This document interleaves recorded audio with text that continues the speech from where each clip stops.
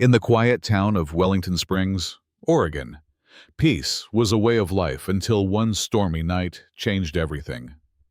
Natalie Cruz, my younger sister, walked into my home soaked and shaken, her face pale with fear.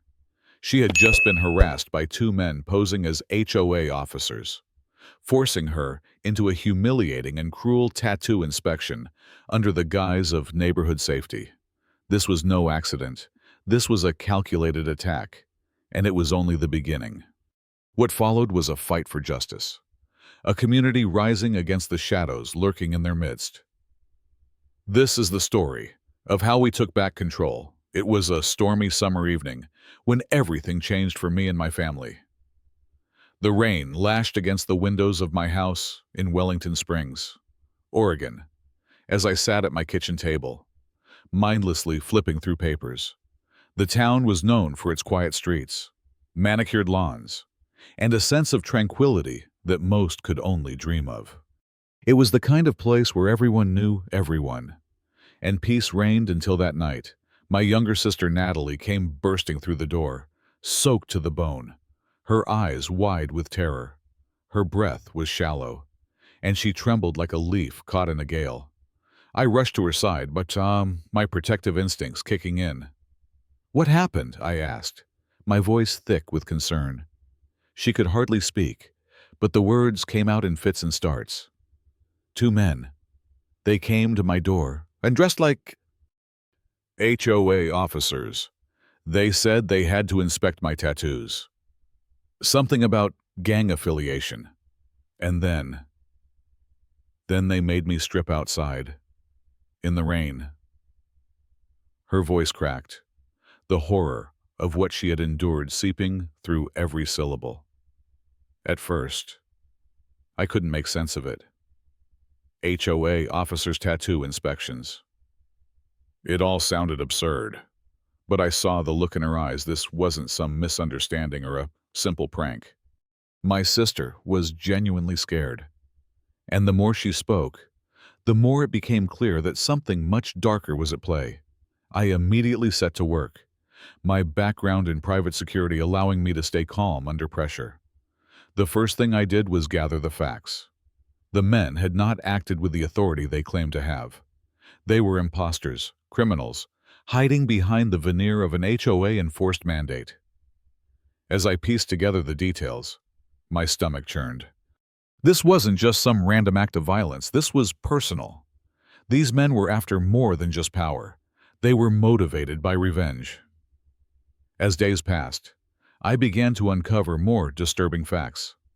The neighbors who had once kept to themselves started speaking up, revealing their own experiences with fake fines, inspections, and harassment.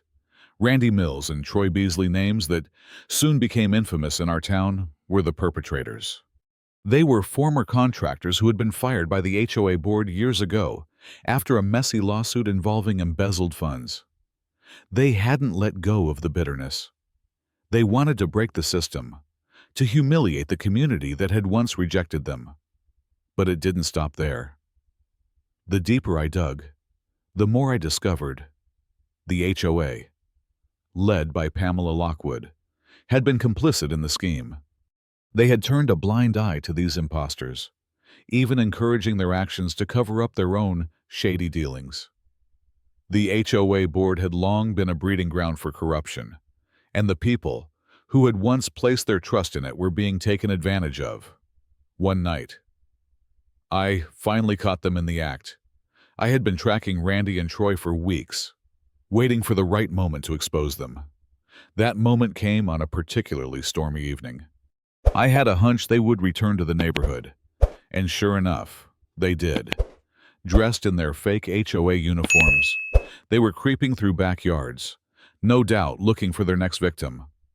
I followed them in silence, my heart pounding with a mixture of anger and fear. As they snuck around the corner of a house, I charged forward, tackling them both to the ground. The rain was coming down in sheets, and the moment felt surreal.